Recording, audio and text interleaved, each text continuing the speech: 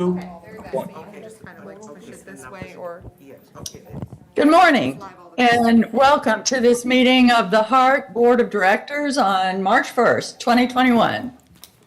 The meeting format is hybrid with our quorum physically present at County Center while some of the board members and others are participating virtually today. At this point, we'll have a Pledge of Allegiance. Please join me in the Pledge of Allegiance. I pledge allegiance to the flag of the United States of America and to the republic for which it stands, one nation, under God, indivisible, with liberty and justice for all. Thank you.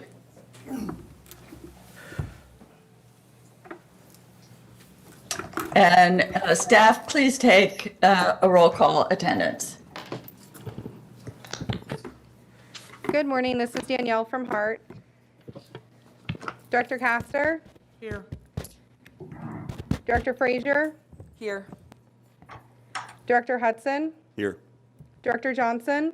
Here. Director Knight? Here. Director McLean? Here. Director Myers? Here. Director Schisler? Here. Director Williams? Here. Director Kemp? I think she's having trouble joining. Okay. Director Overman? Here.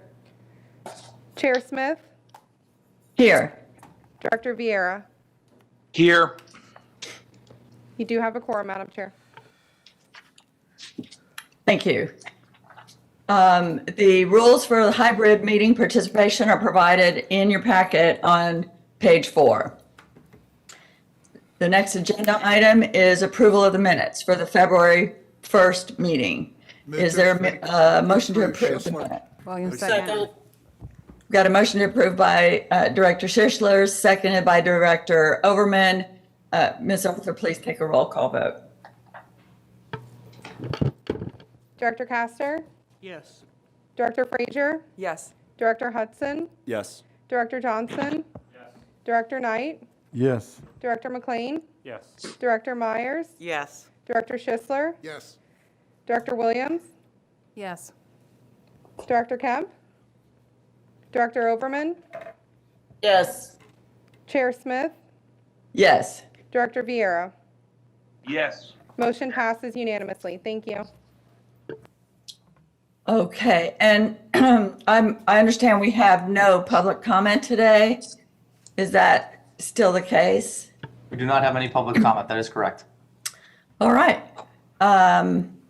So that takes us to item 4 on the agenda, our recognitions. And I'll invite Ms. Ruthie Reyes Burkhart and Mr. Scott Drainville and Ms. Crystal Hunley to lead us through the recognitions of HART employees today. Good morning, Chair and Board. Ruthie Reyes Burkhart, Deputy Chief of Transportation. We did a little reordering of the recognition in order to be able to present to you some very valued employees who professionally manage their day. And so on February 7th during the streetcar, motorman Eric White was southbound on streetcar 434. He had to stop at a station 8 due to a huge crowd blocking an area at Beneficial Drive and Channelside Drive. There were crowd threw some objects at us, and while a few people even managed to climb on top of the streetcar, Motorman White didn't let anyone board the streetcar, calm down the patrons currently on board, and once police arrived on the scene, he asked them to block the door of the streetcar, protecting the patrons while he changed posts to get the streetcar back to the base. Motorman Carlos McIvy was northbound on streetcar 431 with a full capacity leaving Dick Greco Plaza. When he crossed Water Street, he saw a large crowd blocking Beneficial Drive at Channelside. He stopped streetcar about 300 feet from the crowd and let patrons disembark if they desired. 5 patrons remained on the streetcar because of the conditions outside. Motorman McIvy kept the patrons calm until the crowd thinned out for him to get the streetcar through the area and return to base. He was the last streetcar after an hour stuck in the downtown area. Both motormen were professional and maintained control of their situation while keeping their patrons safe in that situation. Same night, Super Bowl operators Angela Reed, Joyce Hunter, and Krishnamurthy Nadella remained professional, calm, while they became surrounded by mobs of people that ran into the streets after the Buccaneers' victory. People danced in front of the buses, jumped on our bike racks, and climbed onto the roof of the buses. Operators Reed, Hunter, and Nadella immediately alerted our Operations Control Center for further instruction. No one was hurt. The operators were able to continue the routes for the rest of their shifts, and we just wanted to recognize those employees. Thank you. Operator of the Month for October 2020, Ronald Crossdale. Operator Crossdale became a HART bus operator June 11, 2001. Ronald enjoys friendships he has formed here at HART, and while serving in the U.S. Army, Operator Crossdale was the recipient of several awards and medals, all except of the Purple Heart. He is happy to point that out. Operator of the Month for November, Marva Reese. With HART since July of 2016, when asked what she likes most about her job, she says, being able to help people, meeting new people, and talking to them, that makes my day. She credits her coworkers and supervisors with making her job more enjoyable. Operator of the Month for December, Mark Henry, hired on June 30 of 2003, previously served in the U.S. Army. Seeing action overseas during combat, he appreciates the public support and thankful for the job bus operators do every day. He is also a member of the Million Mile Club, having driven million miles without a chargeable accident. Teamster of the Quarter, Teresa Nash. Ms. Nash was hired as a bus operator July 2nd, 2001, before being promoted to an operations controller, where she's been key to assuring that the HART operators have coverage during the COVID-19 service cuts. She is thankful to be working at HART during these uncertain times. Teresa says that working at HART allowed her to adopt two sons and to have co-workers who have become like family. She's happy knowing what she does matters. And then our customer service representative for the first quarter of 2021, Mr. Morris Tony Walton. Customer service Tony was hired March 21 of 2016. He really enjoys the knowledge that through his job may seem like a trivial thing to some, it can have a huge impact on some of our customers. He likes knowing that when he talks with someone that he is quite possibly offering them a lifeline. Thank you and congratulations to all these exemplary employees, and well done.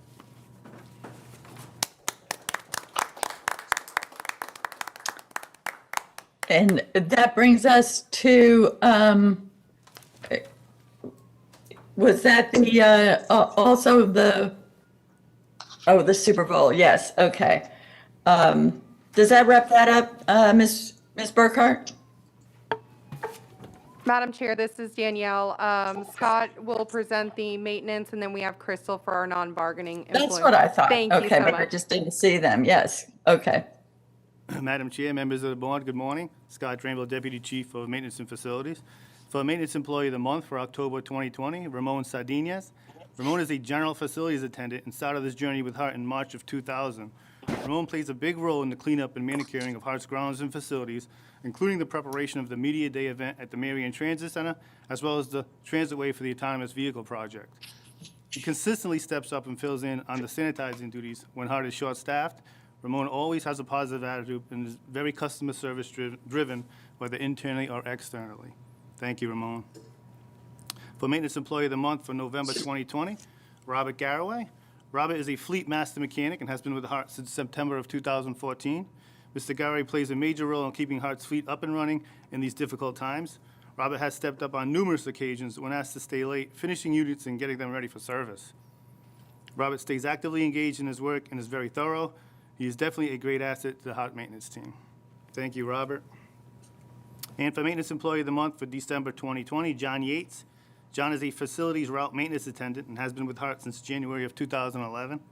John is a lead tech and one of 8 route maintenance attendants for more than 2,400 bus stops. He maintains our detailed sanitizing protocols and still manages to average more than 25 detailed cleanings per day. John has contributed greatly in helping with the new operations markup and takes a lot of pride in his work. Thank you, John. We congratulate all 3 of these maintenance employees for their outstanding performance, professionalism, and dedication to HART and the community. Thank you.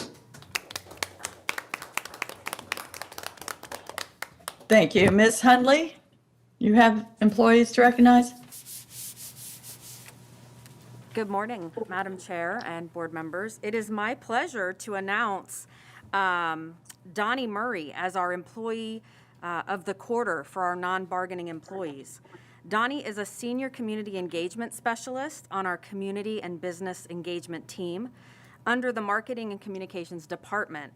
Donnie has had a critical role in facilitating marketing campaigns and being involved in service development efforts to engage our patrons throughout this pandemic. He has been with HART for 4 years and also sits on the executive board of the Conference of Minority Transportation Officials, COMTO, Central Florida chapter as secretary. Again, it is my pleasure to award Donnie our Employee of the Quarter. Thank you, Donnie. Thank you. And thank you all. Our employees are our treasure, and these employees that we're recognizing this month are really special, going above and beyond the usual duties. The Super Bowl night was a night of intense public service for our bus operators, but the day in, day out service is intense as well. Our HART service people are certainly first responders, public heroes with our citizens many times. So I appreciate and convey the board's appreciation to each and every one of these stellar award-winning employees of the month. And with that, that takes us to action items.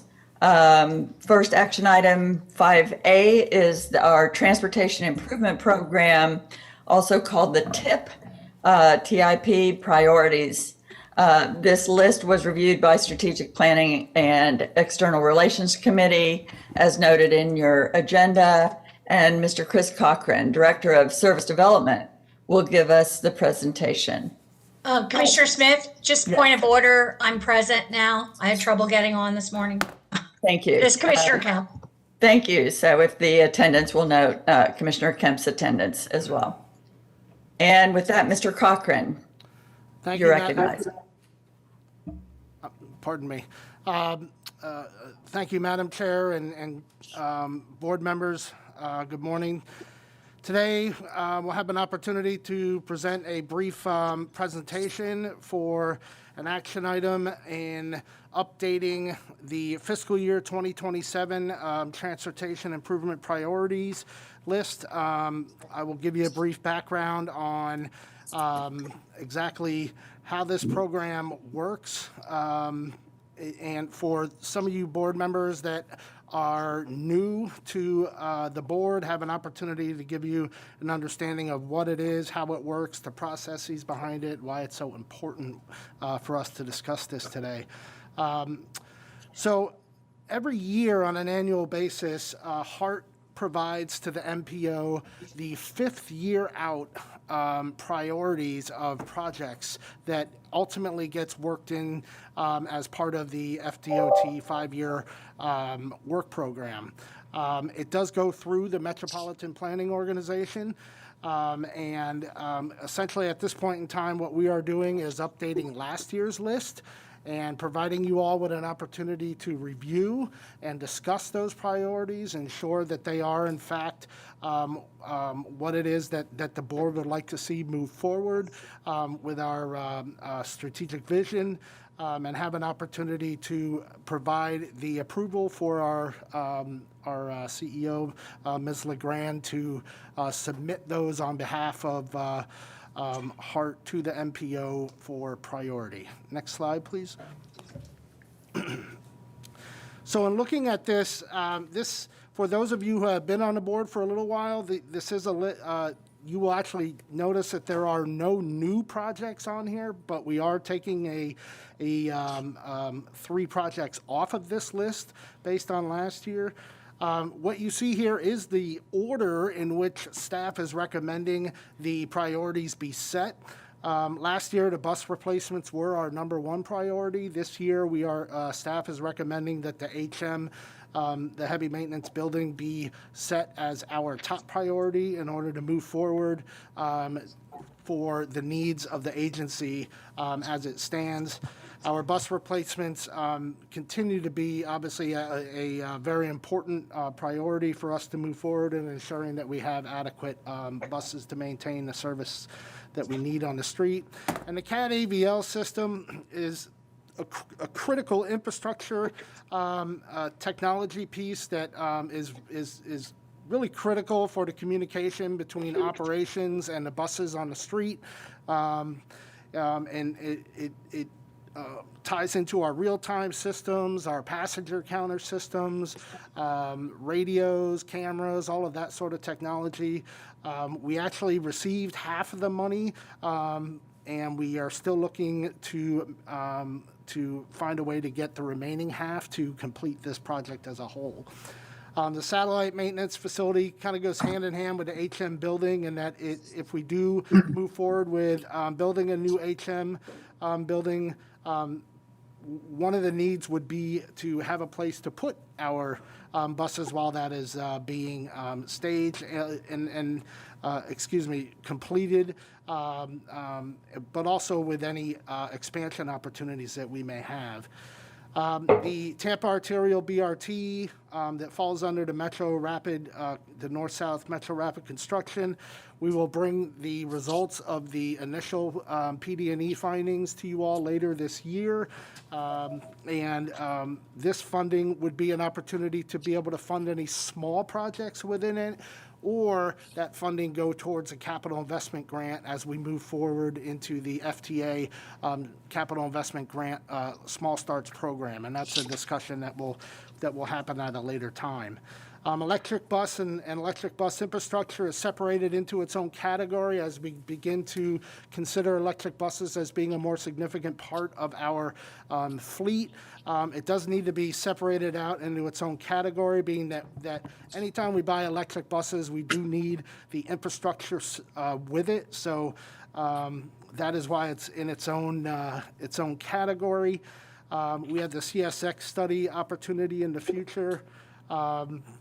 Bus stop capital improvements go into ADA landing pads, lighting, bus stop, any kind of bus stop improvements that invest in the future of our customer service needs. We did receive $1 million for that last year, but we always ask for about $5 million every year. Scheduling software, we have a program that we continue to update on an annual basis for maintenance needs, and on that software program, ensuring that we have the most updated software to be able to give to our the tools to our schedulers. The other programs, the modern streetcar, and the real estate acquisition, these tie into expansion opportunities in the future. The modern streetcar being the procurement governance piece that will need to be a further discussion for the board at a later date. Real estate acquisition that was ultimately tied into expansion opportunities that will need to be discussed at a later time, as well as we now know the outcome of the Alpha Transportation and where we want to go in the future with that. In the lighter blue, what's critical here, the automated vehicle and facilities infrastructure. The light blue are the ones that are coming off of the list this year, or our recommendation to come off the list. The automated vehicle facilities recommended to come off at the recommended discussion of the board last May, and bringing this off for the time being at the very least. As we look to other priorities, the CNG compressor was actually funded at this point in time out of this original priorities list. So that's a success project that it was fully funded, and we can now take off the list. And the fiber optic ring, as we understand, the city and the county are investing in updated technologies for their traffic management systems. we felt it would be prudent to take this off the list at this point in time to get a better understanding of what those technologies are, what the funding needs would be for us to properly invest in tying into those in the future, and likely be able to bring that back onto the list at a later date. So with that, we are looking for the board to approve this list, and any discussion or questions, I'd be happy to answer at this point in time. That's all I have. Thank you, Mr. Cochran. Commissioner Kemp, I see your hand up. You're recognized. Thank you. And I just like to thank you, Mr. Cochran, for this list. I think it's a strong and good list, and one that for board members who haven't been here in the past, it's been the subject of pretty extensive discussion. I just like everyone to know that as of last year, this board, mysteriously so to me, did not have the authority to generate this list. And I've been on this board for 4.5 years, as you all know, as well as Metropolitan Planning Commission and the Board of County Commissioners. And each year we would get this list from all three of those groups, and not having vetted it before and it having been generated by staff, which once I kind of vetted that out, I was just a little shocked that it wasn't the board's priorities that were on this list, but the staff's priorities. And it kind of went south when it came at a June meeting near 10 or 11 at night with many people in attendance. And we went till after midnight because the county commissioners did not, and Commissioner Smith and Commissioner Overman, I'm sure well remember this, had no idea about what the county staff had put on the MPO list till that afternoon. And we ended up taking one of the items off, but at the MPO meeting. So with that in mind, we went back to every group, both HART and the MPO and our own county commission, to say that these lists should not be generated without our discussion, our approval. It should be the board's priorities. So for the first time that ever, because the last time we decided this, it was after this list had been generated, we will be voting on these priorities, appropriately so, board driven, not staff driven. And I'll just say that the list as prepared, I think, is a very strong list. I've wondered for 4.5 years since I've been on HART why our heavy maintenance facility hasn't been our top issue, because there's nothing, as I can surmise, as important to the entire region to support transit than to get our heavy maintenance facility in order and able to take and use as a bus facility to operate more buses, should we get them to appropriately use the buses we have. And for us to not have that as a top priority, as well as I understand many of our vehicles are in need of replacement, I see that as a great second priority. And you can go right down the list. I think it's a really strong list. And with that, I'm just going to make a motion to approve this list as written. Second. Thank you. Have a motion to approve by this action item 5A, resolution 2021-0308 by Commissioner Kemp, second by Commissioner Overman. Seeing no further board discussion, let's take a roll call vote. Director Castor, Yes. Director Frazier, Yes. Director Hudson, Yes. Director Johnson, Yes. Director Knight, Yes. Director McLean, Yes. Director Myers, Yes. Director Schisler, Yes. Director Williams, Yes. Director Kemp, Yes. Director Overman, Yes. Chair Smith, Yes. Director Vieira. Yes. The motion passes unanimously. Thank you. Thank you, and thank you, Commissioner Kemp, for the little bit of explanation of history. I too am very glad that we have this process in place now for board approval of our tip list, and am happy to see it going forward this way. Next item is 5B and C, which were reviewed by the Finance and Audit Committee on February 15th And I see Michael Graves, Environmental Program Manager, will present item 5B. Morning, Madam Chair, members of the board. Michael Graves, HART's Environmental Program Manager. I'm here to present Resolution R 2021-03-09 to authorize the Chief Executive Officer to award a contract for professional environmental engineering services and support to Terracon Consultants, Inc. for a 5-year contract, 1-year base, with 4 one-year options for an amount not to exceed $2 million. Excuse me. This contract will assist HART with regulatory compliance with applicable federal, state, regional, county, and city environmental laws, regulations, and requirements. And was noted, this was reviewed at the February 15th Finance and Audit Committee, and they formed a consensus of support for approval. Thank you. Thank you, Mr. Graves. Any comments or questions, or is there a motion to approve the Move resolution? approval, Commissioner Kemp. Madam Chair, it's Director Williams. I'd like approval to respond, please. Yes, Vice Chair Williams, you're recognized. Thank you. This comes before the board today as a result of a consensus as well as the next action. And I just want to use this as a lead-in as to not having a quorum, why it was moved to the board. So I'll take that up in old business. Thank you. Thank you, Ms. Williams. So we have a motion to approve by Commissioner Kemp, second by Commissioner Overman. Let's take a roll call vote. Director Castor, Yes. Director Frazier, Yes. Director Hudson, Yes. Director Johnston, Yes. Director Knight, Yes. Director McLean, Yes. Director Myers, Yes. Director Schisler, Yes. Director Williams, Yes. Director Kemp, Yes. Director Overman, Yes. Chair Smith, Yes. Director Vieira. Yes. Motion passes unanimously. Thank you.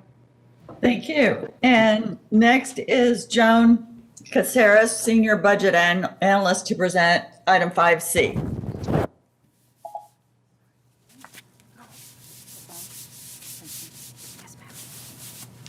Which Sarah? Sarah Combs. Four. Good morning, Chair and members of the board. For the record, this is Joanne Caceres, Senior Budget Analyst for HART.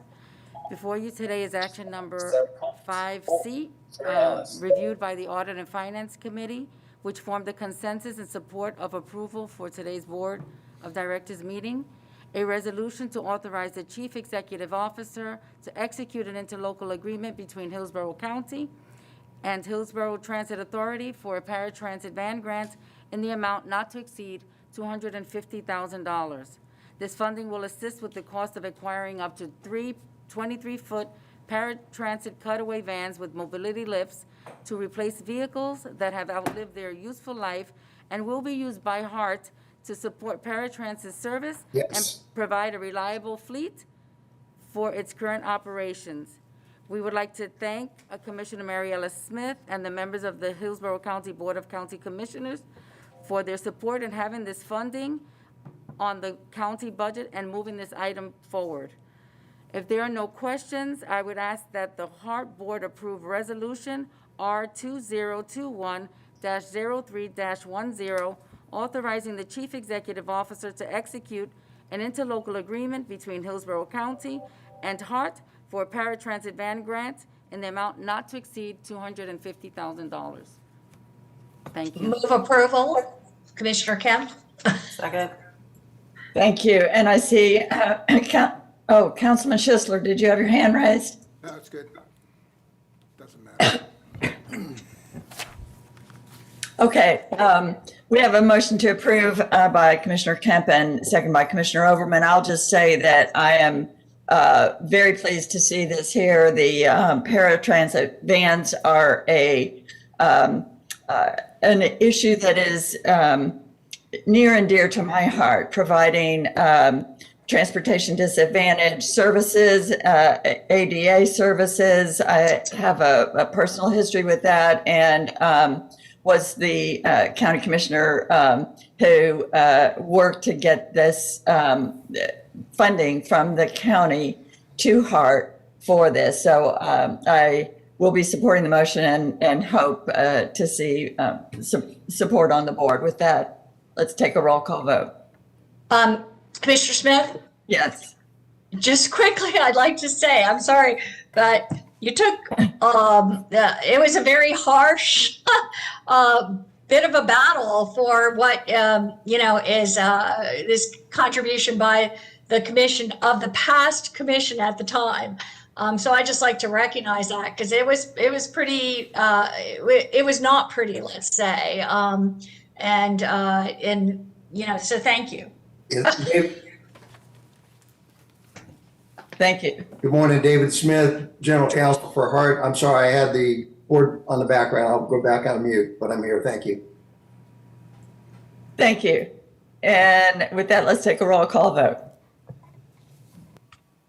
Director Castor, Yes. Director Frazier, Yes. Director Hudson, Yes. Director Johnson, Yes. Director Knight, Yes. Director McLean, Yes. Director Myers, Yes. Director Schisler, Yes. Director Williams, Yes. Director Kemp, Yes. Director Overman, Yes. Chair Smith, Yes. Director Vieira. Yes. The motion passes unanimously. Thank you. Thank you. And we move now to our legislative report.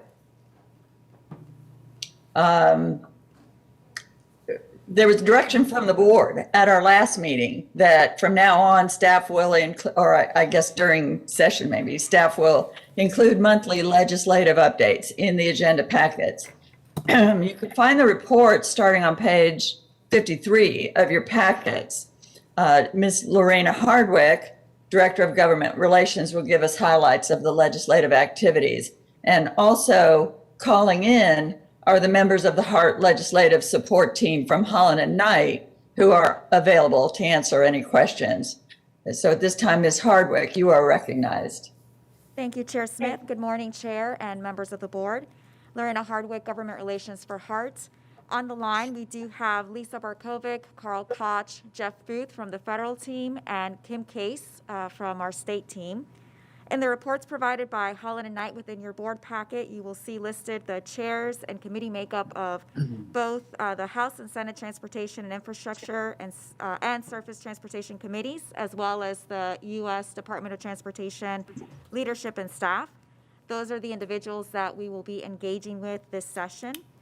As you know, there is a federal mask mandate that HART has been adhering to. The House just passed the budget reconciliation bill, pushing it out to the Senate. That bill has a stimulus package, which includes the $30 billion for transit. And on the state side, we do receive a weekly bill tracker to keep us up to date on legislation that can impact HART. For example, there is a bill creating a $5 million grant program for electric vehicle infrastructure that is both on the House and Senate side. And that is something that HART can definitely benefit from in the future. And most recently, the governor... HART has not spent any. Most recently, the governor just set forth an executive order that will allow vaccinations for those that are immunocompromised that are under 65. And as we move forward, we do look forward to engaging you in this process. We have the March 12th board workshop that's starting at 1:30 p.m., which will include our Holland and Knight team. And as I mentioned before, they are on the line for any questions that you may have. Thank you, Ms. Hardwick. I see no questions or comments from board members. I will note that your federal report in your packet mentions, and I do see a little bit of comment now, but I'll go ahead, I'll tell you, your federal report mentions the appointment of Pete Buttigieg to U.S. Transportation at my suggestion, staff confirmed with our legislative support team, Holland and Knight, that it would be appropriate for us to send a letter congratulating Mr. Pete Buttigieg on his appointment to U.S. Secretary of Transportation. So to that end, I have worked with HART staff to draft that letter in a fairly standard form, and we'll be sending it out right after this meeting, unless there are any objections or suggestions. to go forward with that. And I see Commissioner Kemp, you're recognized. Thank you. I think that's a very good idea, and thank you for doing that. I'd as well like to ask Ms. Barkovic, who is representing HART? Who is doing the lobbying for HART at the state? That is Kim Case and Mark Delagal. Okay, Mark Delagal. But Mark Delagal is no longer with Holland and Knight, is that correct? That is correct. Okay, so so you're at this time you're subbing the work to Mr. Delagal? Kim Case is our lead state lobbyist with Holland and Knight. Okay. And if Kim is on the line, I'll let her talk about her efforts that she is doing as part of the state lobbying team. Thanks, Commissioner. Yes, this is Kimberly Case, and I handle state lobbying efforts, and we work closely, obviously, with our federal team. Mark Delagal is still assisting us. We just have, he just works with us in conjunction with our lobbying efforts. Okay, thank you. I just wanted to understand that. So if we're tracking bills and everything, it will be Kim Case on for HART? Yes, that is correct. Okay, thank you. Commissioner Overman, you're recognized. Good morning, thank you. And thank you, team. I really appreciate it. I've been the one that's been saying, hey, we need to speak with our advocacy team, both at the state and the federal level. And given the focus of infrastructure and the 30-day window remaining, or actually 27-day window remaining on earmark appropriations over the next 30 days, and HART's agenda, with so many items that fall under the things that I did hear as far as infrastructure investments, transit investments, and safety investments, we have a significant number of projects that are scheduled out for many, many years, largely just due to the lack of funding on our part, that may very well be possible on the federal side, whereas there wasn't any commitment prior to now on the federal side that we could identify. So I'm curious, is given Commissioner or Director Kemp's questions on the federal side, do we have representation looking at the lists that have been recently described under infrastructure of projects that HART has that we can match up and ask for money, because now's the time. Ms. Case, I would imagine that if you're taking the lead on that. So this is Lisa Barkovic. I am working on the federal side, on the federal team. Okay. And yes, we are tracking that. In fact, this past Friday evening, the House Appropriations Committee made an announcement that community-funded projects, what we used to call as earmarks, will be returning to this year's annual appropriation bills. They're going to be returning with high transparency measures. It is only going to account for 1% of discretionary funding, so highly competitive.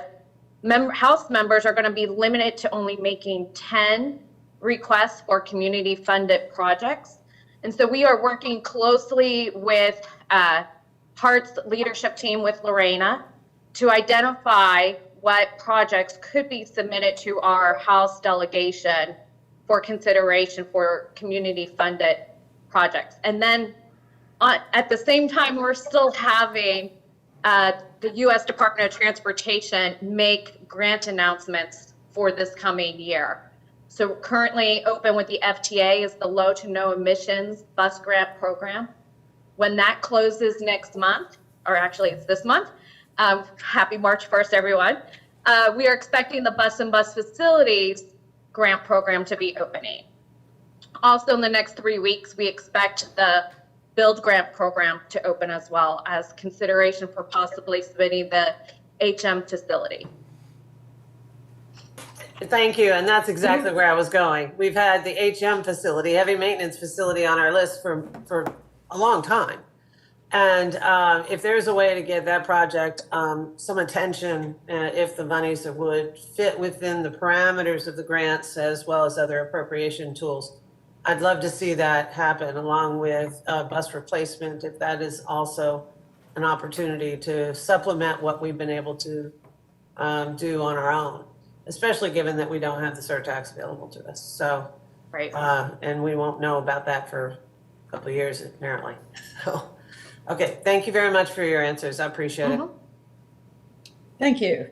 And see no further questions or comments from board members on the legislative agenda. Thank you, Ms. Hardwick, and the representatives of Holland and Knight for joining us today. Mr. Edmondson, Director of Procurement and Contracts Administration, will lead us through the next item, the sole source procurement one-time deviation report. Mr. Edmondson, you're recognized.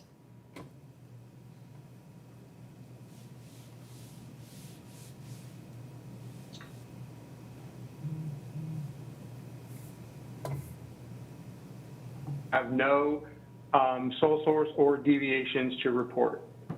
Thank you. All right. This item has been under the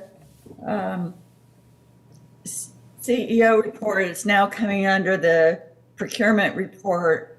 I wonder if in the future, if there's no items to report, if we would, well, anyway, we can talk about whether to include them as reports or what to do with that item. But thank you very much for the very brief, succinct report today. Next is our CEO's report. Ms. LeGrand, would you like the general counsel report to go first, since he's going to address the recent Supreme Court decision and where we are with AFT? Would that be better coming before you or after you? Good morning, Chairwoman Smith. It's fine for him to come before, and then when I start, I will go over the sole source report, because we do have a report, and then I'll go into the chief executive CEO report. I'm still learning the vernacular. My apologies. Okay. Let me. So if David Smith, our general counsel, would like to give his report, that'll include the AFT surtax. And I understand there might be, well, anyway, let's start there. Okay, good morning, everyone. Sorry, I had to be off camera for a little bit of a time. We just got off the phone with the Department of Revenue discussing some of our options, and I'll get to that at the end of the summary. I'm sure everybody knows at this juncture that the Florida Supreme Court ruled against those of us who were supporting the surtax and held it to be unconstitutional. We obviously had a different opinion with respect to the applicable jurisprudence on this, but one must be careful in criticizing the Supreme Court when it renders an opinion. They are the ultimate arbiter. They have rendered an opinion, and they have determined that what was passed was not valid. There's a variety of things we can say about that, but that would take entirely too long. We believe the analysis in the dissent was actually the better analysis, but alas, he did not prevail. I think you know that it was a 4-1 vote, and you may not remember, but back when we argued this almost a year ago, the 4 justices that were rather aggressive in their questioning of those of us who were the proponents of Article 11 did not look like they were very favorably inclined, and the dissenting judge, Justice Labarge, did not ask any questions. The question has arisen about the timing of this, given the fact that a bond validation case is normally given expedited review. And the 4-1 vote that ultimately was manifest just a week or so ago when this was issued appeared to have been the vote at the time or shortly thereafter. I do not believe that the court engaged in crass partisan politics. That would be an appropriate thing to say, nor do I believe the justices would engage in such behavior. The proximity of the issuance of the opinion to the legislative session beginning, I know some people have made some connections about that. Hopefully that is not the case. I would not believe our justices would proceed in that fashion. But nonetheless, the opinion has just been rendered and now we're dealing with it. The issue, the sort of elephant in the room issue is what happens with the funds that have been collected, because as you know, it's a rather large elephant. There's considerable funds. The funds are no longer being collected, I believe, by the businesses. And if they are, any funds sent to the clerk are now being held by the clerk. Previously, funds were distributed to the agencies pursuant to the allocation formula of the surtax ordinance or surtax referendum. So it's my knowledge that none of the recipients of those funds have spent them.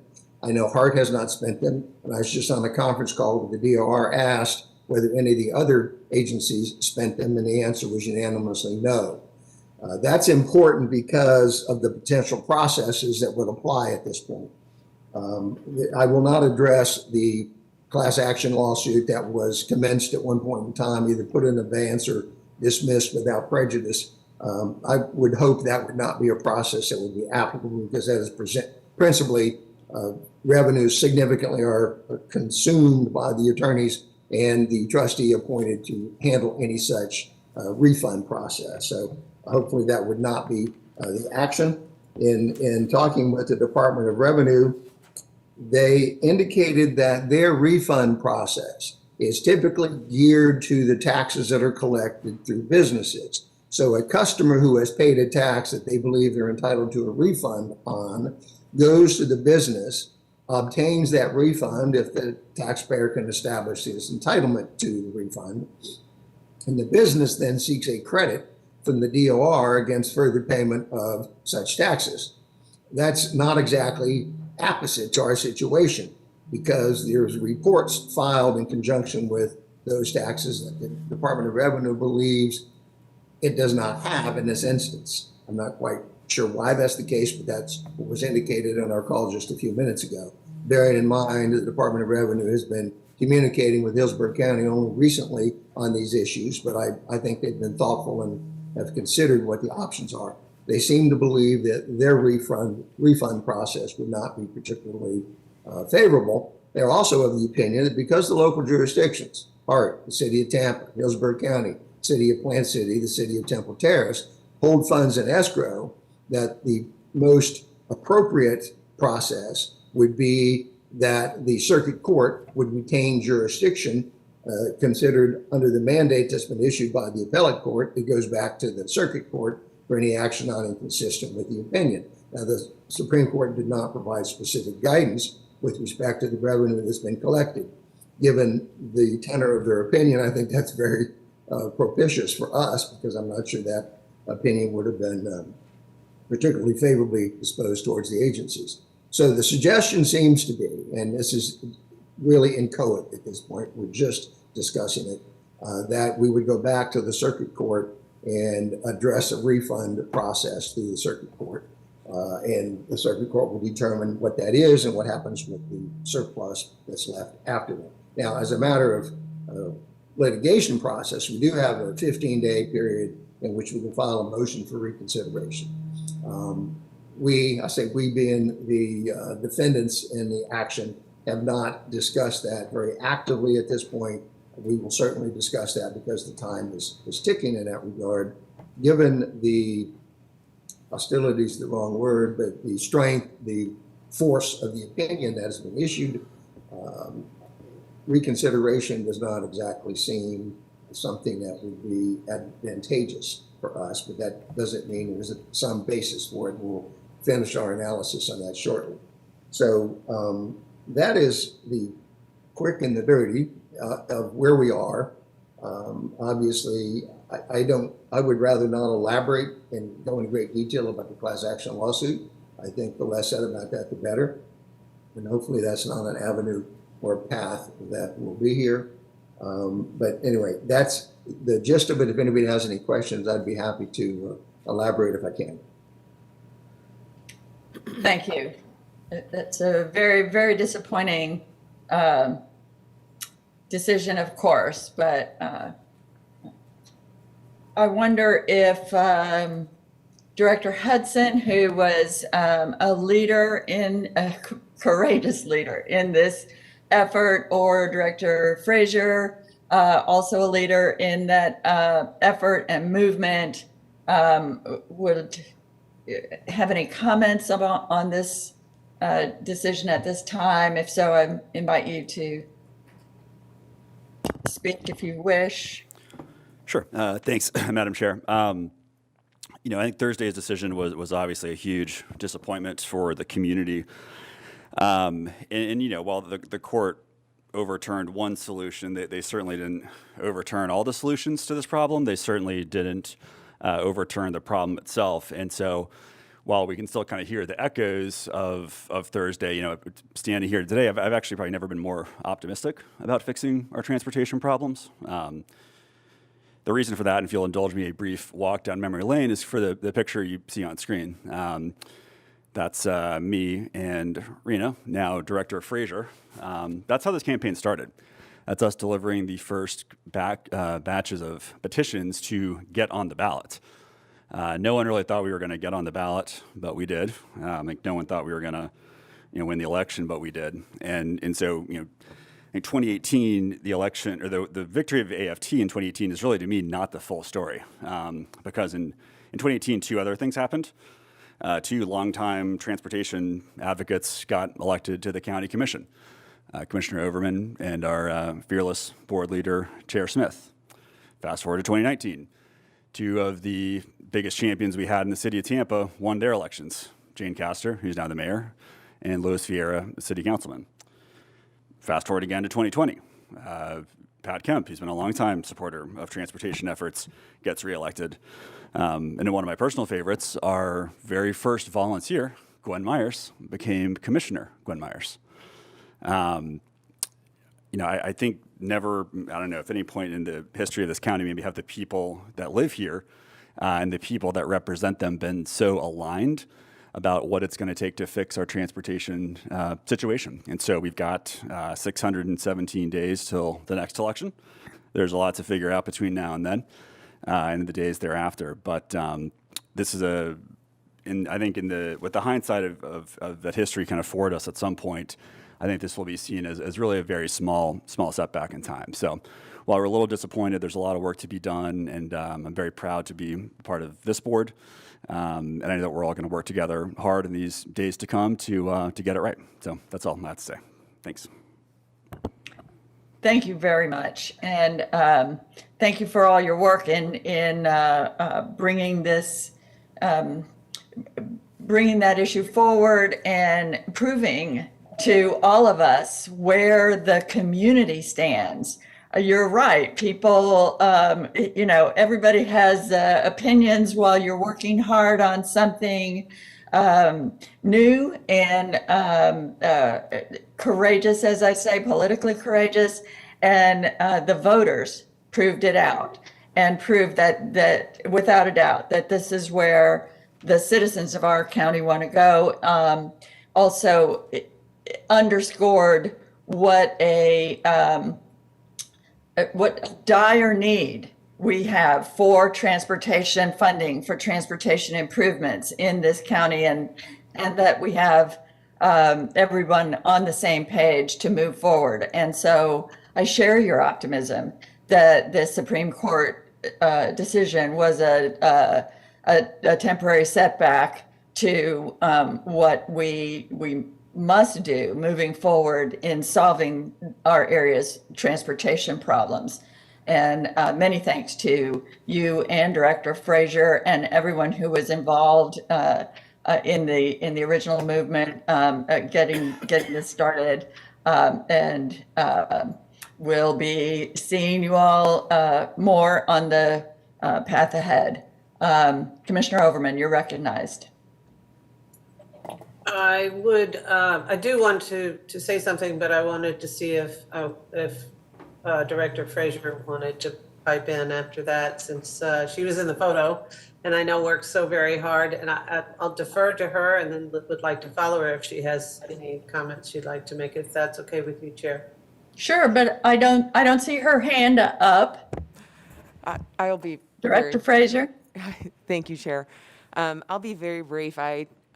Needless to say, I and everyone who supported this and worked so hard are very disappointed with the opinion. But I agree with Director Hudson that I feel as hopefully it serves as a catalyst for what's to become really major changes here in Hillsborough County for transportation. And I just ask everyone to remain optimistic and vigilant in bringing these changes about so that all this hard work wasn't in vain. Thank you. Thank you. Commissioner Overman, you're recognized. Thank you. And I too, I want to thank the All for Transportation team for taking a lead on this issue when there may have not been the leadership that is currently elected and will be, in a leadership position as we prepare for possibly 22 and the way to remedy the problem in the decision we just heard. The key here is we have to lead with this. And some of the conversations I've had with our new CEO, Ms. LeGrand, is the critical nature of this board, along with Ms. LeGrand as our CEO of a transit agency that's critically important to our community, that we have a clear decision, a clear path, a clear strategic plan that voters can get behind as they have already as we approach the next election period and go back to the voters to generate the revenues that are critically necessary for this board, for this agency to be successful and to serve our citizens well.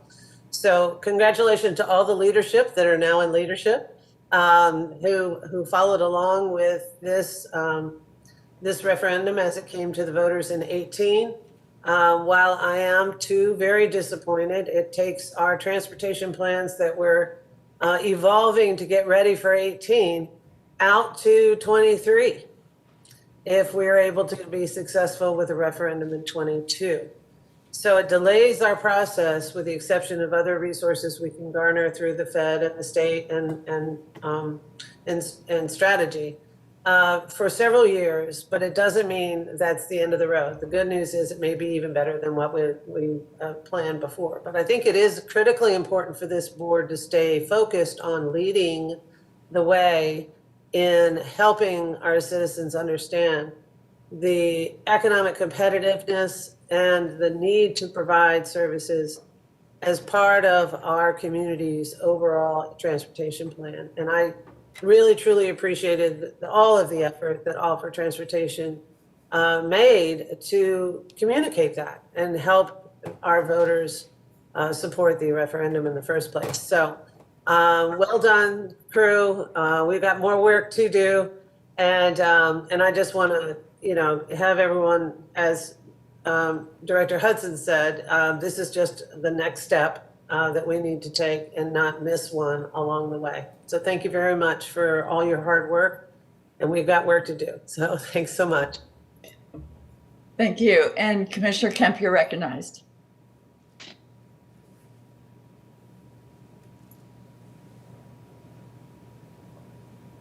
Commissioner Kemp, you're muted. Thank you.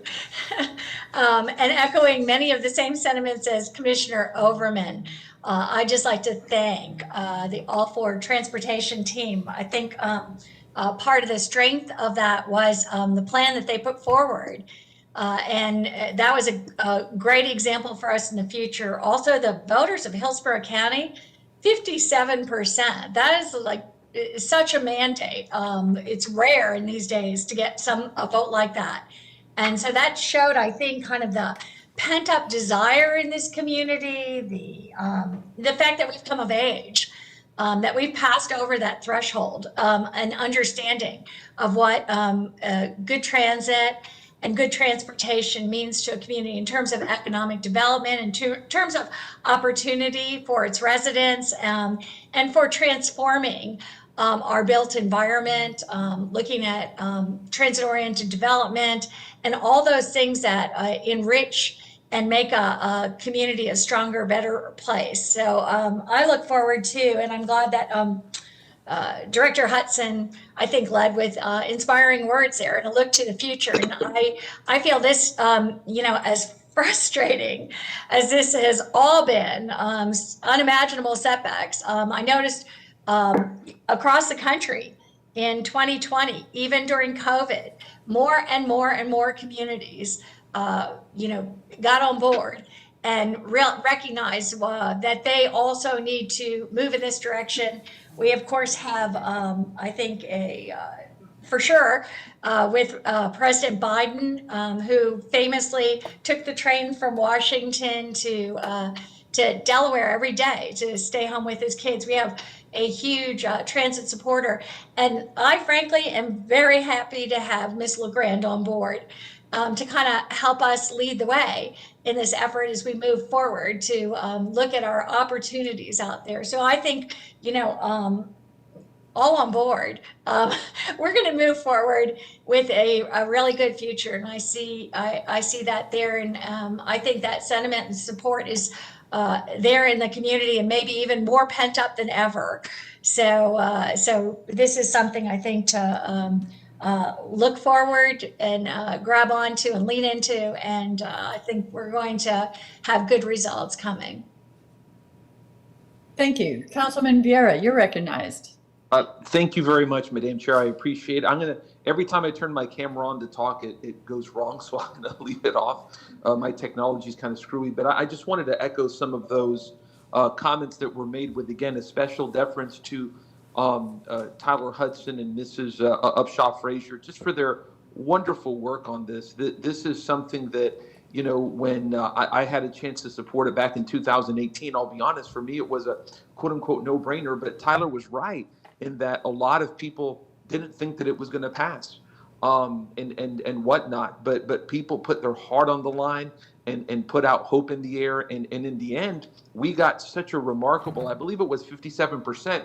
I always point to people to 33647, which is part of my district, New Tampa, known as a swing area in many ways, a purple area, I guess, if you will, politically. Well over 3 out of 5 voters supported saying, please raise my taxes to get better transportation options. That's Democrats, independents, and Republicans, coming together, and we're going to do that again. And it benefits all of our county, unincorporated county, the urban core, the suburbs, everywhere. And like I always tell people, this tax, went to and will go to, because we're going to pass it in 22, not luxury. People are talking about as if we don't need these improvements. This is dignity. I mean, if you look at the numbers with regards to things like sidewalks, road repavings, it gets us to where we need to be. That's the sad part of it. I know that on Tampa City Council on Thursday, I made a motion to have City Council support, going forward in 22. I was very strong in a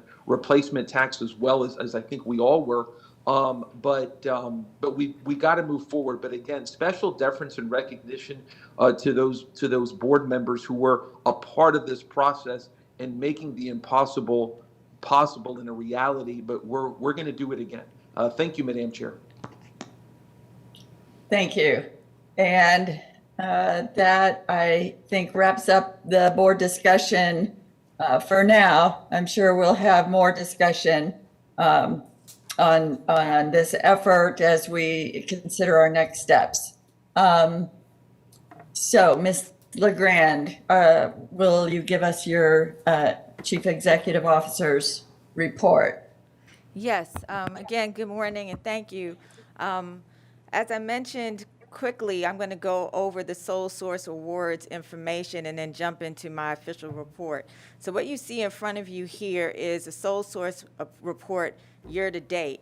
It's my understanding that in the past you would only see the report for the current cycle, but I think it's important for us to not only track the sole source agreements for that cycle, but over the fiscal year. The intent there is that we understand that many small purchases can add up to a large purchase.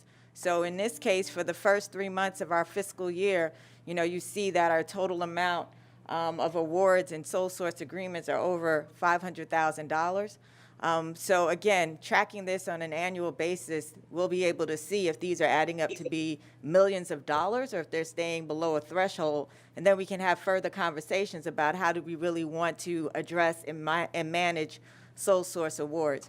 There is one anomaly here on the screen. It's my understanding that based on our current procurement manual, our sole source awards are any awards that are under $100,000. You'll see one on here for Trapeze Software Group, which is over $300,000. It's brought to my attention that this happened in October. It did not come before the board. However, I was told that based again on the procurement manual, any services also can fall under a sole source award, and this was a maintenance service for software that's used for routing and scheduling. Again, I made it clear to staff that moving forward, anything, regardless if it falls within this threshold or meets this criteria, anything over $100,000 must come before the board and must be approved by the board. But I do want you to see that that has occurred, and we will keep it on the tracking list. So that's all I have for this. As you see, for these first 3 months of this calendar year, we don't have any agreements on the chart, but this chart will be available every month as we add additional sole source awards.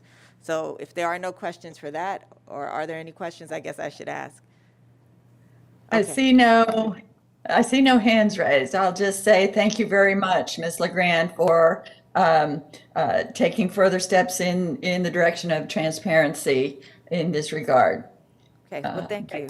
So the next thing I have goes back to the offer transportation. So I know you're all well aware that in the existing contract with the Amalgamated Transit Union Local 1593 contract from October 1, 2018 through September 30 of 2021, Article 53 under wages, paragraph 2 speaks specifically to the event in which the offer transportation tax is not, does not move forward. And I'll read directly from the article. I'll read slowly so everyone can, hear what I'm saying and be able to comprehend. So again, Article 56, wages, and this is paragraph that's numbered number 2. If the transportation sales tax passed by the voters of Hillsborough County in November 2018 is found invalid for any reason and funds are not available for use, and the HART Board of Directors determines that resources will not meet the expenditure requirements for all economic benefits provided by this agreement, then the wages and retroactivity provisions of this article should be subject to renegotiation between the parties upon a written request for renegotiation being made by HART to ATU, and the parties will meet within 10 calendar days of the board's determination and bargain replacement economic provisions. The parties agree that should the foregoing occur, an economic exigency will exist. So basically what we have here, since the ruling came out last Thursday, was that staff internally is looking at our resources to determine where we are as it relates to the provisions within the ATU contract to their wages. I spoke with Chair Smith this week. I think it was maybe Thursday or Friday. Actually, we had the conversation around this issue and told her that we were looking into the numbers and really trying to calculate what the retroactivity cost would be for these provisions. As we continue to work through this analysis, we'll provide this information to Chair Smith, and then we will present this information so the board can make a determination on our economic standing related to these provisions. But I just wanted it to be clear that, we are aware that this was triggered on Thursday, that we looked at it immediately, and we are, doing the appropriate analysis to assess how we move forward. In addition, I wanted to take this moment to mention that last month, which was actually February 1st, when we had our board meeting, so exactly a month to the date, we hired our new chief customer experience officer who actually started on February 1st. Her name is Terry White. She's here in the audience today. And the reason why I'm mentioning her specifically for this, because she has purview over operations, is taking the lead in ensuring that we're moving through this process expeditiously so we can get the data and the numbers that are required for us to have a meaningful discussion on how to move forward. And I just wanted to share, because it's my understanding that this Chief Customer Experience Officer, this position was new to me. I was unfamiliar with it in my, walks of being in transit for the last several years. And it is a very interesting role, and I commend HART for even creating this position. So again, I'm going to take a moment to read what her job purpose is and her key function. So the Chief Customer Experience Officer has the unique opportunity to help HART redefine the customer journey across all modes and touch points as part of our growth and transformation into a best-in-class transportation agency. The CCEO plays a critical role as a collaborator and connector across functional departments to deliver an exceptional end-to-end customer experience. With direct oversight over all transit operations, maintenance, safety and security, call center, and scheduling activities, the CCEO is empowered to transform service delivery into a truly customer-centric operation. The CCEO will drive continuous improvement of service levels and increase customer satisfaction through measuring and observing customer usage and satisfaction, acting as a content expert on emerging customer experience trends and best practices, identifying and implementing industry best practices to support a best-in-class service experience, and working closely with key cross-functional stakeholders to improve customer experience, ensure customer priorities are considered across the organization. And why is this relevant today? We're talking about the decision that was made on Thursday. We're talking about ensuring that we meet our obligations to our bargaining employees. We're talking about getting ready to go back out and getting the community to see that it makes a whole lot of sense to support transit and transit investment. And it makes sense also for us as an organization to have someone whose fingers on the pulse of ensuring that the experience that our customers are getting today, both internally and externally, are exemplary, and that we are focused and steadfast in ensuring that everyone in our department understands that we're in the business of providing excellent customer experience. So with that, I conclude my report and ask if after this meeting, if you see Terry, please welcome her to the organization. I'm very excited to have her here. Thank you. Thank you.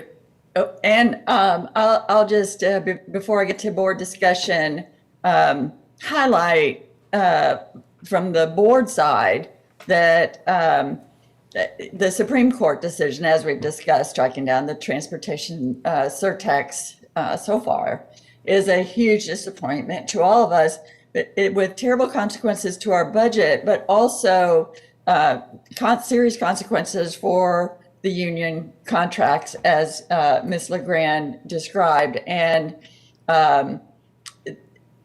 besides that, the long delay of the Supreme Court decision has had impacts on our employees, keeping this all in limbo for a very long time, possibly longer than it seems was necessary in hindsight. But I do want our employees to be assured that we are already working through the budget to figure out how we can make adjustments to provide the best compensation packages we can for our employees that have been working so hard to keep HART rolling through the pandemic. And we will be doing that as quickly as possible. So I just wanted you to hear that from both sides, the administration and the board side. Commissioner Overman, you're recognized. Thank you, and thank you, Chair Smith. That was important to communicate. I believe it's critically important that our front lines and those that impact our customer experience are recognized for what they bring to the table. And I want to say, welcome, Terry. I really, Ms. LeGrand, I appreciate you actually reading the job description, because I was like, what does this person do? And so it's very helpful to have a clear understanding of the importance of that role and why it's so important. I just had a real quick question on it. Does that mean the project of the Flamingo and the fare, access to fare and fare programs would actually fall, or at least the evaluation of that that element of our work would fall under her purview. I wasn't really sure, but I do know that any barriers to entry to utilizing our service is critically important and is very much part of customer service, and that's why I asked the question. I'll stop there.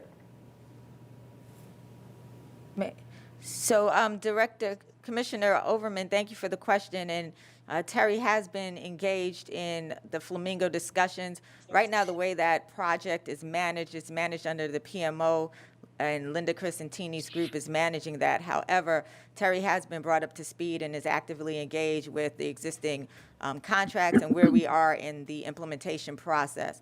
I also like to share that Terry has familiarity with this type of technology or transition.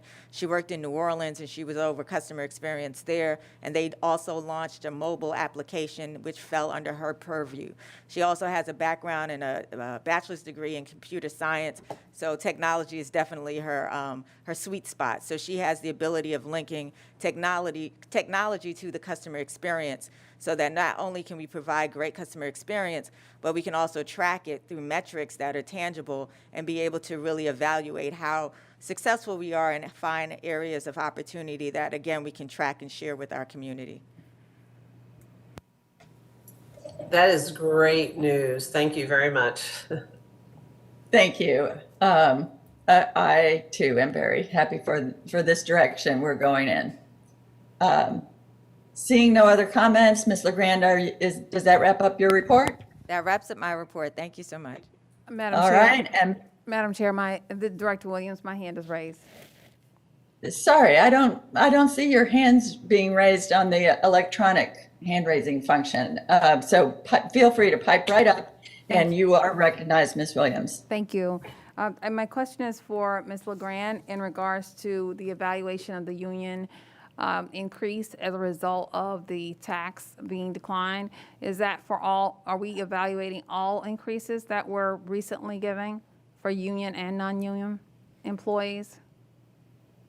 Director Williams, that's a great question. So specifically in this review, we're looking at only those who are in the ATU, and those would be for all positions that are listed in the collective bargaining agreement. So there's several categories, and what we have is that there is a list, a pay scale that folks have been following since the last update, so since October of 2017. And the 2018 collective bargaining agreement had a different rate scale in it. And my understanding, again, this is before my tenure, but my understanding is that the union made an agreement that they would wait on the sales tax dollars to become available before we would move them to this new pay scale. So I'll give you a specific example. For a bus operator step 1, for the 2017 pay scale, the pay scale right now is $13.27 an hour. Based on the agreement, it was supposed to move to $15.25. So for every one of the positions that are listed here, there are different steps per category, and then there were increases from the rate that was existing to this new negotiated rate. So what staff is looking at now is for each one of these positions, for each one of these steps, if we were to implement this new rate, how much would it cost? What is the cost differential to the organization? And then do we have the budget to support that? Recognizing that this won't be a one-time hit, this is a change in base salaries for these groups. So it will continue until the next negotiated period. So that's what we're working on, but it's only for the ATU. Thank you. Madam Chair, may I respond? Yes, please. And I see your hand raised now electronically. That's the best way to go with that. Thank you.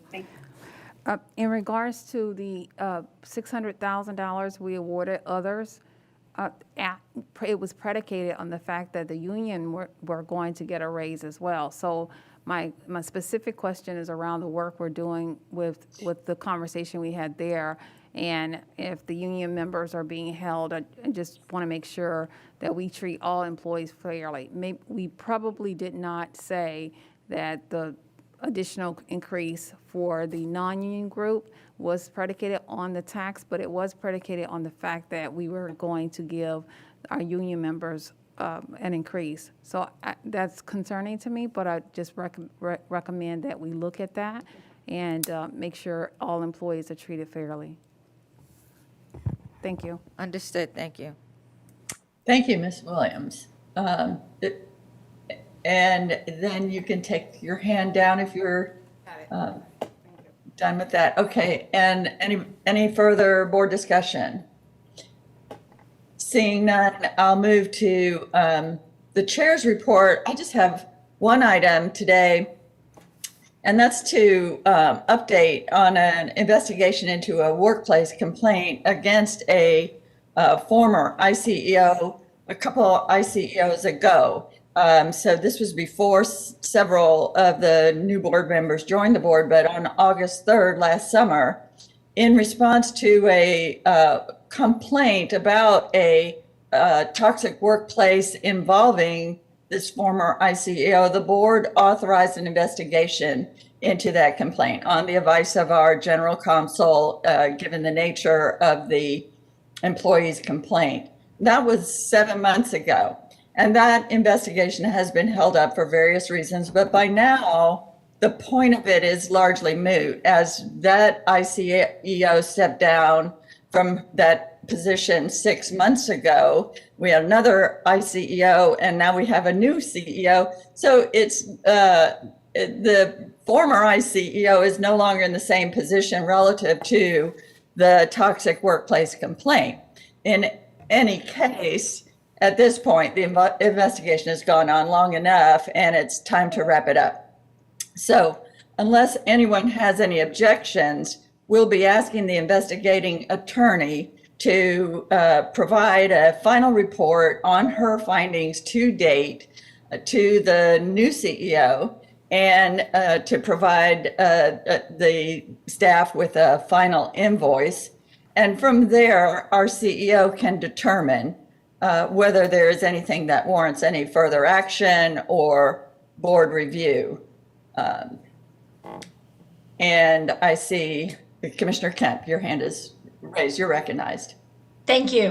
I just want to say that I think this is a good and appropriate move and time to move on. So thanks for raising that. Thanks for letting us know. And I think that is the appropriate way to go. And maybe a few interim CEOs ago, we could have Thank you. finished that. Thank you. And before I recognize the next board member, General Counsel David Smith, can you just confirm that this is a good way to go, since you were with us advising us on the initial course of action? Yes, I'm sorry. I was trying to get rid of my mute and I stopped my camera.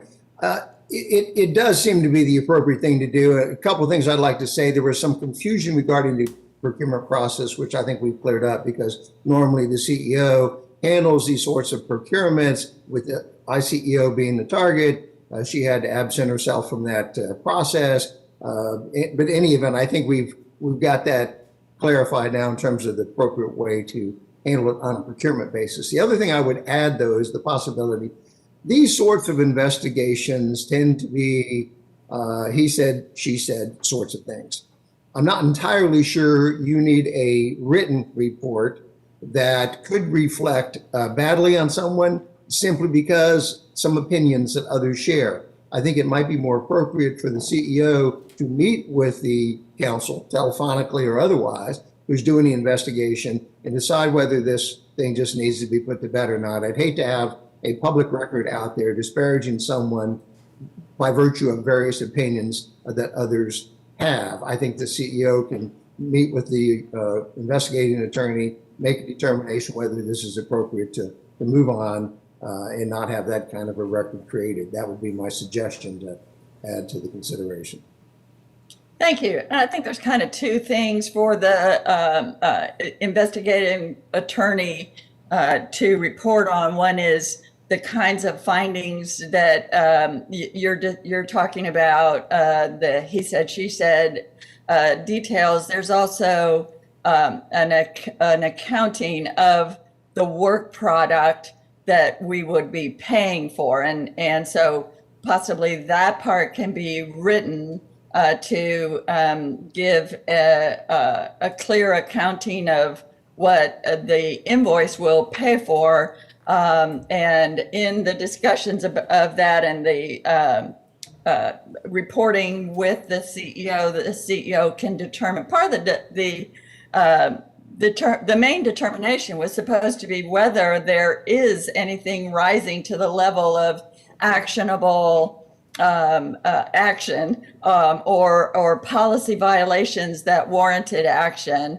And so if the investigation didn't find anything that in reporting with the CEO rises to that level, as you say, it may not warrant detailed written reports in people's files at this point. So that can be determined in their meetings, but hopefully we'll have enough of a report on what we're paying for, the work that was done to be able to pay what I hope will be a final invoice there.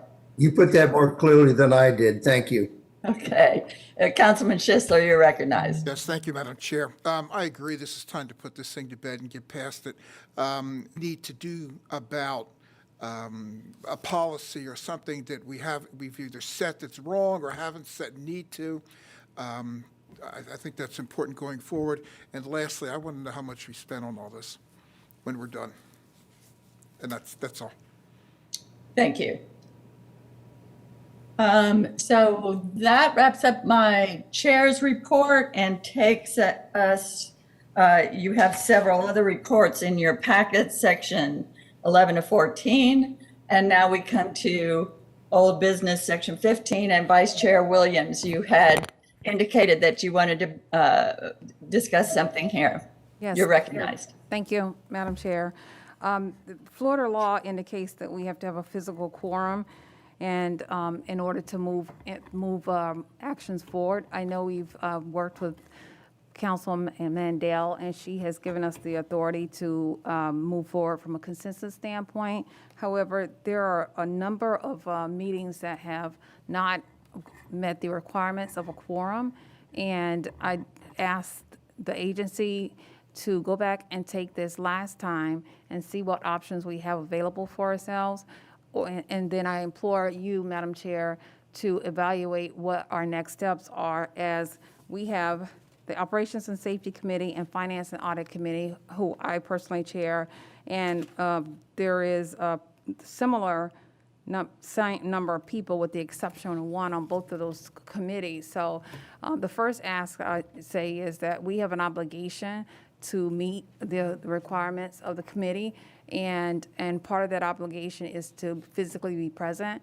And I understand there is a choice as well for us to have the hybrid attendance as well. However, it is limiting our ability to get into the depth that's necessary in order for us to move things to the forward. It almost feels like we are now conducting working meetings versus meetings that will allow us to get to a decision and then and come to the board with confidence that we are bringing something forward that we would ask them to consider and look at. Secondly, we have meetings scheduled for Operations and Safety Committee, and at 9, 10 o'clock is the Strategic Planning and External Relations Committee, and at 11 o'clock, the Finance and Audit Committee. We also ask that we evaluate the schedule because the majority of those people that are waiting between 9 and 11 are waiting as a result of the middle meeting, which is the Strategic and Planning meeting, and I believe the agency staff has done some background work that will accommodate trying to maximize or make it as efficient as possible for us to conduct the sessions for the people that are present as well as the folks that are hybrid. So I bring you two issues, meaning we need to look at our committee and if we need to lower the number of people or if we need to do something different. I understand a bill is underway. It will take months before that happens, but when we join these committees, we join them with full commitment that we will participate in the way that it has been deemed. And secondly, if we could evaluate the schedule. Thank you. Thank you, Director Williams. And we've been discussing this at a couple of meetings now.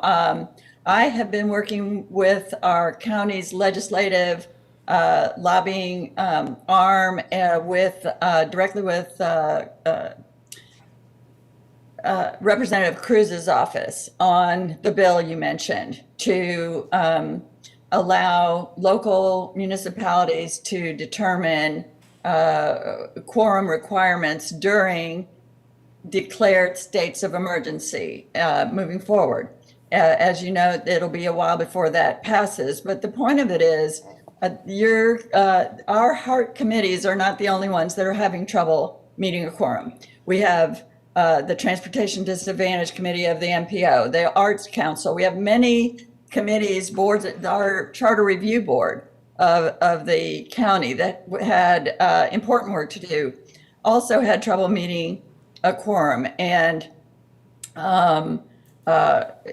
while we have elected officials, we also have volunteers serving on these boards who may have health issues, may have vulnerabilities in their families that they have to assess their own risk and act accordingly. And so the reason that Representative Cruz is putting forward this bill, the reason I've been working with her on it is to help alleviate that risk, mitigate that risk for people. None of us can sit here and say that somebody should take what can be a pretty heavy risk to attend a meeting or not. I personally have a very close friend who died a very horrible death from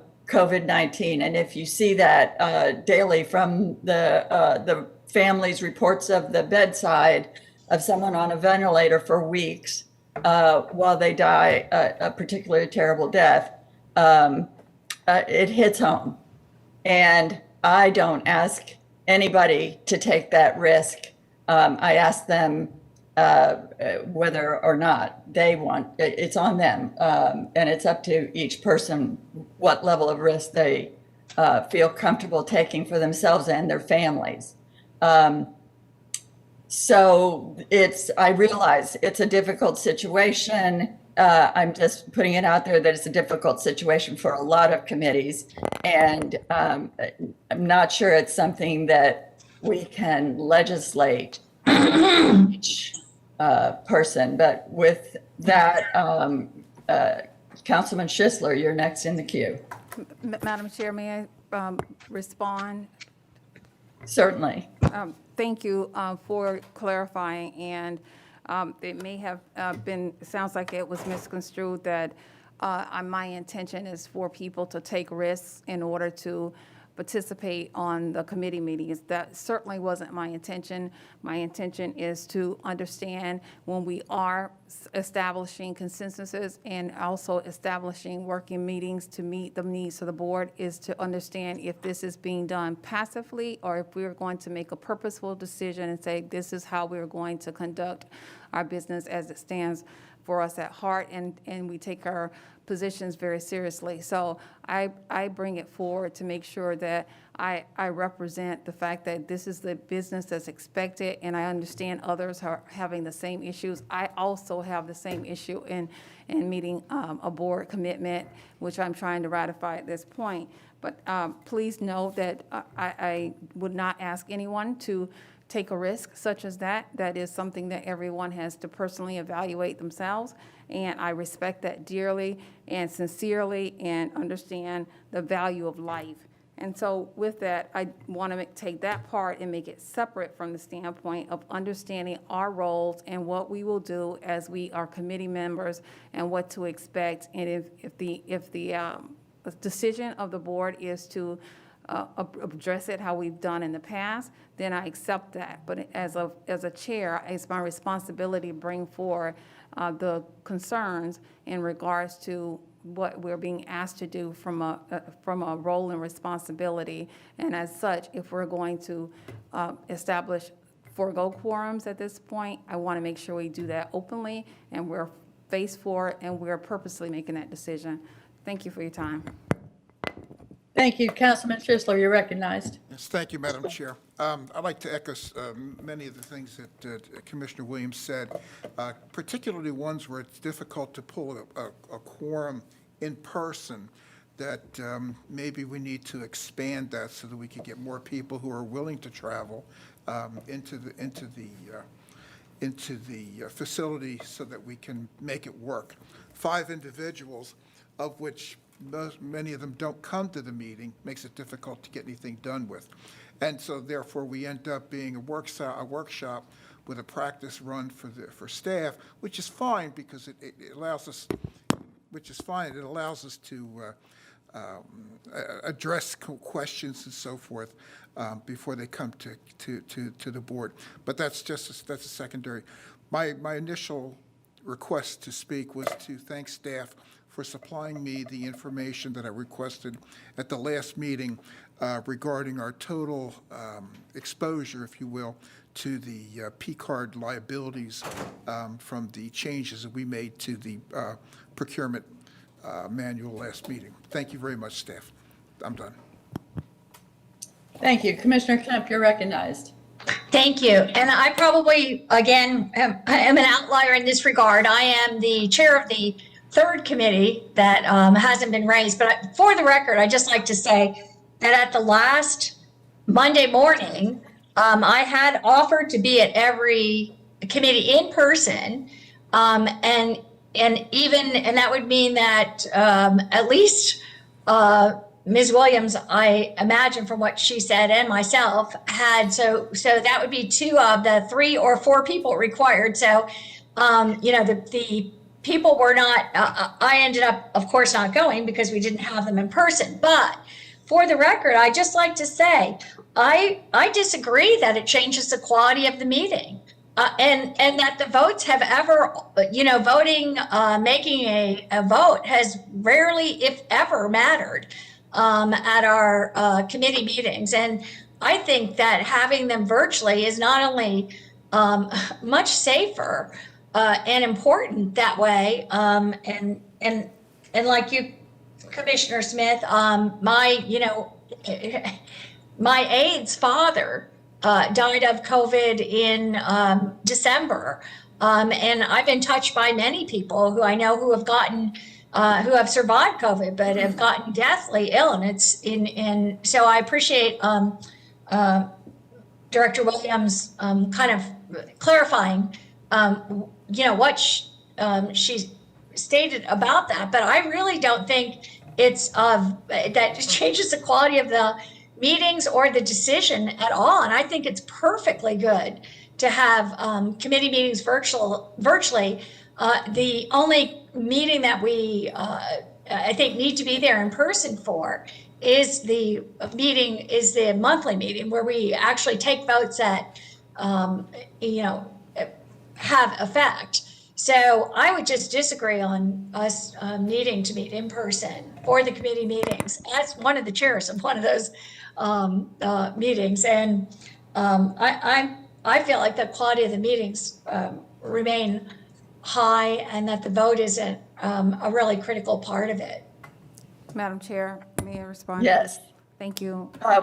And I'll just close out with this comment that the guidelines say one thing. I want to make sure consciously we're responding to what we are expected to do. There's no challenge or question in regards to my preference of what I'm at. I'm just stating what the guidelines are and how we plan to move forward and to acknowledge that openly.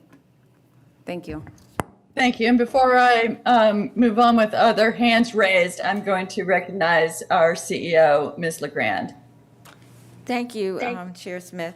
So just to follow up, because this was a question that was posed to staff a month ago, and we did have an action item to respond back to. So as it relates to the 3 committees, we did do our own outreach to the committee members, those who show up in person, to get commitment for the rest of the year of their ability to attend in person. And we were able to get the schedules, and everyone has confirmed, those who show up in person, that they would be able to meet. There was one issue that was raised to our attention, I think it was briefly mentioned, that because strategic planning is the first committee, there is a director who's on strategic plan, who has an hour gap.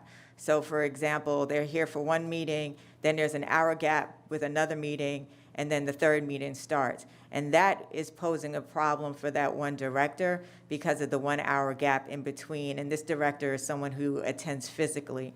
So what we were trying to do, staff, was to move and Danielle, jump in if I have the order wrong, but to move strategic planning to be the first committee meeting, which would start at 9 o'clock. And then it would be followed by operations and then finance. And what this would do would be allow that one director who attends both operations and finance to commit those 2 hours of his time to those two meetings instead of being here for one meeting and just waiting for the second one. So that was something we tried to navigate and try to get that change. We were not able to gain a full, I would say, unanimous approval to move that, unanimous approval to move those meetings around. Because of that, we are still scheduled the way we're currently scheduled. So that's one thing. We did look at it, to make the change, that may make it even more accommodating to ensuring that we'll have a quorum for all of those meetings, but that is above staff's level to make that change effective. So that's something we'll share with you. And then the other thing, I do want to mention that, the workshops, we are able to have conversations and, staff can engage fully with the committee members. However, this is how it impacts, though, not having a quorum. So right now, for two of the committees, we cannot vote on new committee leadership because we don't have a quorum, and then we cannot actually take the vote to change the committee leadership. So what it's doing, really, and I'm sure that the committee members who are on the committee must enjoy being there because they're showing up and participating. But if anyone did not want to serve in that capacity, they're not able to, step away and serve in a different manner. They have to still remain as officers or engage in that committee because we cannot take a formal vote. So at a minimum, I would propose that at least have a next meeting that will be a physical quorum so that a vote can occur, and then members who really want to participate for the remainder of this term can actually have the opportunity to do that. So I just wanted to share that information and let you know that staff has looked into that. Thank you. Thank you. Commissioner Overman, I'm going to recognize you before I get into round two with the other commissioners or board members. Thank you, and I appreciate that. And this is a challenge, I think, for everyone and every board. I've had to, being chair of several other boards besides, a leadership role here, have had to literally let everybody know we're not going to make a quorum. And then we've chosen to reach out to the members to indicate that this is going to be a virtual only meeting, and we're going to have to indicate our direction or our desire to move forward through a consensus. And I think that's what Director Williams is asking for is, if we're not going to have a quorum, having a bunch of folks have to go to a location and then not be able to vote and move the agenda forward is maybe what the concern is about. If folks are going to participate in the meeting and we're not going to be able to take a vote, then make it a virtual meeting, do it by consensus and move forward rather than have someone have to drive to, down to the county center or drive to the meeting and take that risk that they might not otherwise have done so, but they chose to do it because they thought they needed to be there because they needed to be able to vote as a quorum. So I know that's very difficult when we have three committees that run right in a row. And I was on all three. Now I'm not on operations, and now that maybe there's a gap between it. So it'll be interesting to see how that plays out. But when I'm virtual at the moment, which I'm working very hard to get to a place where that's not the case, it does. I can appreciate if someone actually physically goes there, and we know that we may not know whether or not we're going to have a physical quorum. So I think the one thing from legal is, what's the process when we do by consensus, and what's the process when we do the in-quorum vote? And is there a difference, or is there a way to indicate ahead of time that we're not going to have a quorum so that folks may or may not physically go there? So just fodder for thought, but I do know that it is very challenging, and I do have other boards where I have a lot of volunteer citizens that have complicated situations that are not being, compensated for showing up, and doing their job, but they're doing it anyway, that are, being forced to show up in quorum meetings and possibly put themselves at risk. And so it is something we might want to take a look at if there is another solution. And I'll stop there. Thanks. Thank you. Director Hudson, you're recognized. Thanks, Madam Chair. I'm going to respectfully dodge this committee question, but while we're talking about physical quorums, I just wanted to let the board know that I'm going to be absent at the next board meeting. I'm going to be in Louisville, Kentucky for a long-awaited reunion with my wife and kids and her recently vaccinated parents. So I hope that doesn't detract from the physical quorum, but I just wanted to let everyone know that so we can hopefully continue on full speed next month. Thanks.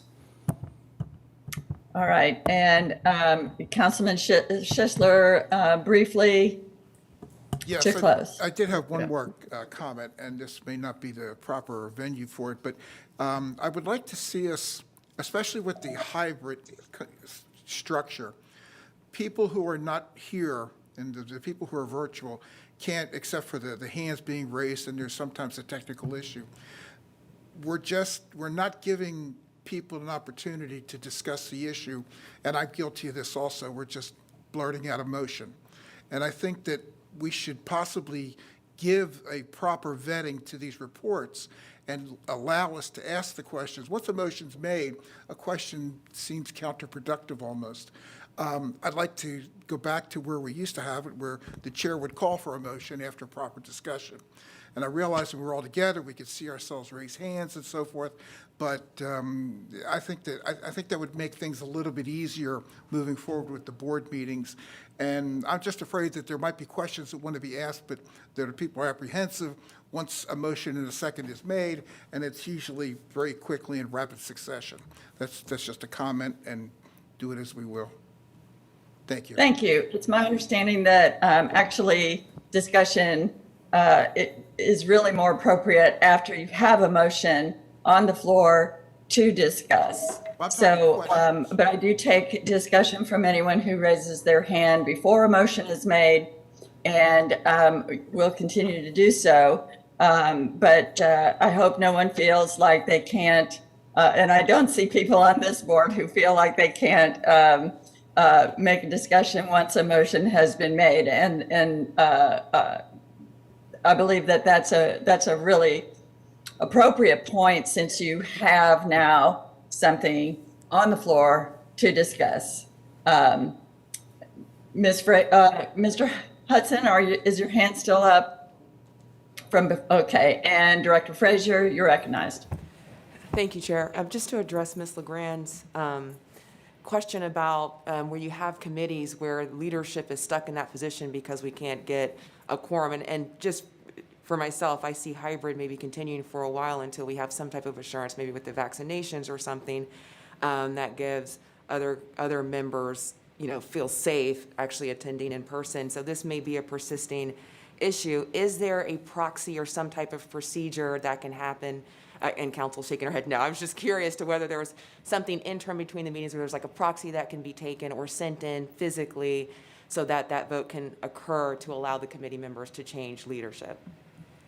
And for the record, this is Julia Mandel. Unfortunately, no, under the Sunshine Law.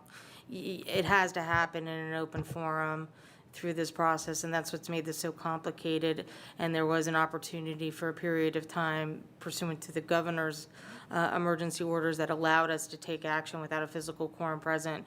But under current Attorney General opinions and the state of the law, you have to have that physical quorum present to take an action that will then be recorded in the minutes. So I know it's frustrating. It's just the unfortunate measure of how we have to manage these meetings in light of the Sunshine Law. Thank you. Board members, I'm gonna ask but everybody to wrap it up very quickly now. We're like on round 3 of this old business that has been discussed at the last 2 meetings as well. Commissioner Kemp, you're recognized. I hate to prolong this discussion really, but if someone is uncomfortable with the leadership position they've been left in because of virtual meetings, they can resign from that position. So that's a possibility for anyone who is uncomfortable. I mean, they could stay on the committee and still, because that's what I kind of heard the issue being. I believe every one of the committees has a vice chair as well, and if not, then maybe we could know that for the, next meeting as well. Just a suggestion. Madam Chair, it's Vice Chair Williams. I'm sorry, who is speaking? Okay, Director Williams, to close unless you've got a motion to make. I just want to say that I think there's an inference that I may be stuck, and it's third person, the way that I'm hearing this, but I am not stuck, and I willingly take on this position with pride and enthusiasm, and I feel very valued and honored to represent the Operations and Safety Committee, so there's no need to leave us on that from that standpoint that is the rationale. I'd like to be notified prior to the night of the meeting, if I am to be in person, if we're not going to have a quorum, I like to be notified in advance, and otherwise I will be present. Thank you. Thank you. That seems like a very reasonable request, that we could all make those notifications well ahead of time so everyone can plan, whether it's necessary to try to be present, or whether the committee meetings will be conducted virtually in a workshop format of discussion. I also think there is a lot of value in the committees continuing to meet even for discussion and investigation and review purposes. And with that, I see one of, Commissioner Kemp, you don't have your hand still up, do you? Okay. No, sorry. Director Williams, yeah. The Director Williams, is your hand up again? No, it's not. Thank you. So my apologies. All right. Thank you. And how about new business? Anybody have any new business today? No, hearing none, then we are concluding the regular business for today and about to adjourn, unless I see any further comments or hands raised, and seeing none. I wish everybody a good afternoon and stay safe. We are adjourned.